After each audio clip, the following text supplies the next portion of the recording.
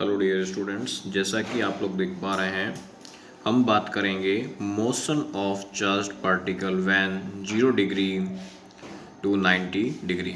तो हम इस प्रकार की सिचुएशन को किस प्रकार करेंगे, यू कैन सी हियर। इस सिचुएशंस के अंदर हम लोग क्या करते हैं डियर स्टूडेंट्स, सबसे फर्स्ट हम मैग्नेटिक फील्ड के अकॉर्डिंग इनके कुछ कंपोनेंट्स लेते हैं। क्या लेते हैं? कंपोनेंट्स। जो हमारा फर्स्ट कंपोनेंट रहेगा,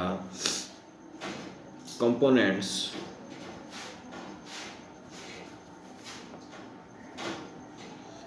along magnetic field,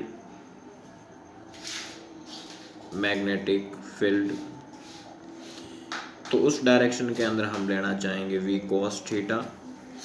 दूसरी सिचुएशन डियर स्टूडेंट्स, दूसरी सिचुएशन क्या है? कंपोनेंट लेना हमें किसके अलोंग? परपेंडिकुलर के अलोंग। यहाँ पे component of perpendicular directions in perpendicular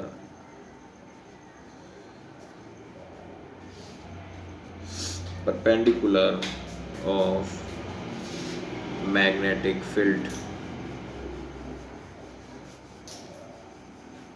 तो मैग्नेटिक फील्ड के अकॉर्डिंग देखना है तो वो क्या रहेगा हमारा?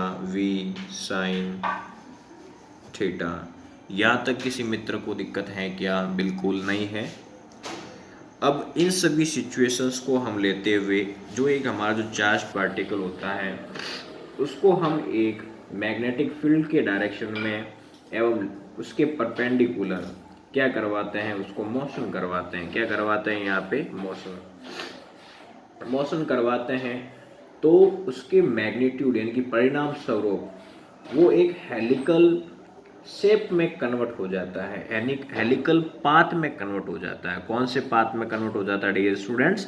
हेलिकल पाथ के अंदर कन्वर्ट हो जाता है। जैसे मैं आपको जितनी भी बातें बता चुका हूँ उसको हम एक डायग्राम के माध्यम से समझते हैं। ये है हमारा मैग्नेटिक फील्ड, ठीक है।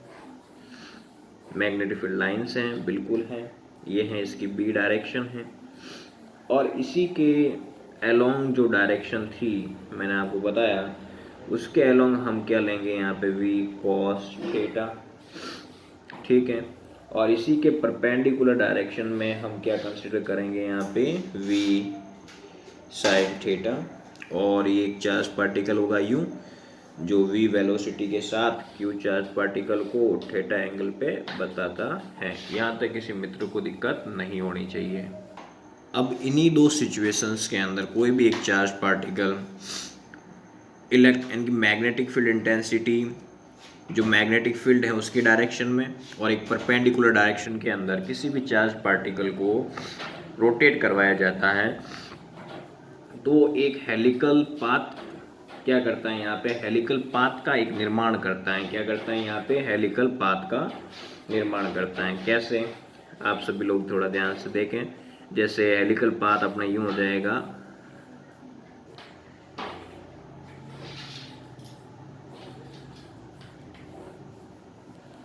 इस प्रकार।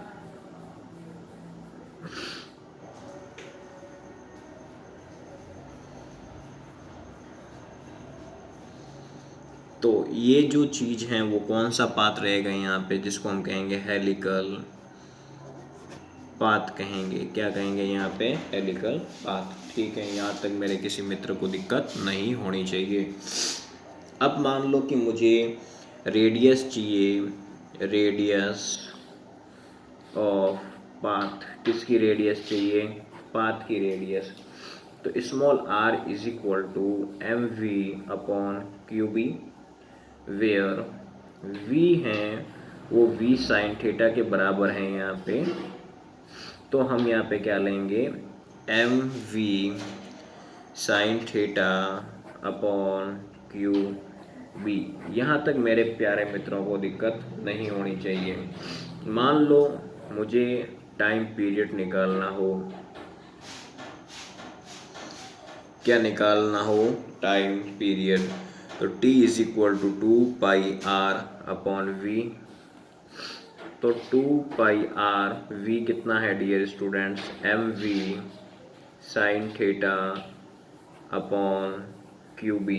ठीक है, तो क्या आता है यहाँ पे, मान लो अब मुझे इसको क्या करना है, यहाँ पे सॉल्व करना है।